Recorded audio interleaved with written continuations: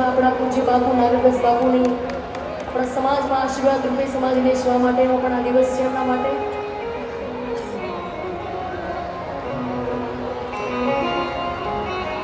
અને આપણા સમાજના સતત શિક્ષણ માટે, સમાજના ભલા માટે ચિંતિત, કાયમ ચિંતિત રહેતા એવા આપણા બાપુ પૂજ્ય ગઢીરામ બાપુને આજે જગતગુરુની પદવી મળી છે. એટલે આજનો દિવસ સ્વર્ણ અક્ષરમાં લખાયેલો દિવસ છે.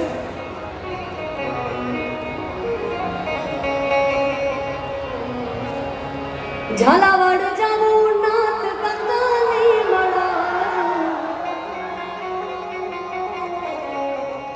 વડવાળા જાવું મારા ઠાકરની મળા,